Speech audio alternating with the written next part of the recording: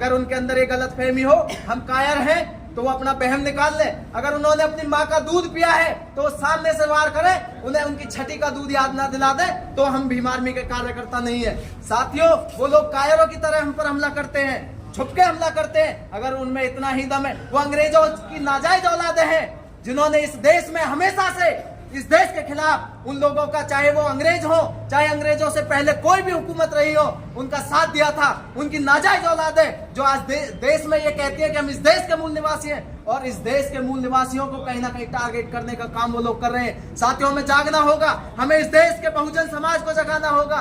हमें प्रत्येक SC ST OBC minority के भाई के पास जाकर उनको बताना होगा कि आपका इतिहास क्या है, कहां से आप लोग निकल के आए हैं, किस तरीके से हमारे ऊपर जुल्म जाति बढ़ रही है, किस तरीके से एक पार्टी के राष्ट्रीय अध्यक्ष को निशाना बनाया जाता है। साथियों, सोचने समझने वाली बात है कि कोर्ट परिसर में हत्याएं होती हैं, पुलिस कस्टडी में हत्याएं होती हैं, और अब तो एक पार्टी का प्रतिनिधित्व करने वाले राष्ट्रीय अध्यक्ष पर अगर ये हमला होता है तो आम जनता का क्या हो रहा होगा। आज की डेट में तमाम देश में पूरे देश के पुलिस प्रशासन से इस जनता का भरोसा उठ चुका है। चाहे पलवल के अंदर आप लगा लो, ये पलवल का निकम्मा प्रशासन SC ST में दर्ज मुकदमों को कैंसिल करने का काम करते हैं। कहने को यहाँ के SP SC समाज से आते हैं, लेकिन लानत है ऐसे SP पर जो SC ST में दर्ज मुकदमों को, जो सालों से दर्ज मुकदमे हैं, उनको कैंसिल करने का काम करते हैं। हम यहाँ के SP महोदय को भी ये बता देना चाहते हैं, आप सुधर जाइए,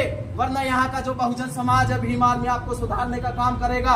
सरकार के चंगुल में फंसकर, सरकार की चमचागिरी करके इस बहुजन समाज को, दलित समाज को दबाने का प्रयास ना करें। आप जिस वर्ग से आते हैं, बाबा साहब अम्बेडकर के संविधान की बदौलत आज आप इस कुर्सी पे बैठे हैं। आप भूल रहे हो, आपको ये कुर्सी खैरात में नहीं मिली, बाबा साहब अम्बेडकर ने 4 औलादों की कुर्बानी देकर इस कुर्सी तक आपको पहुंचाया है। तो साथियों, आप लोगों को जागना होगा।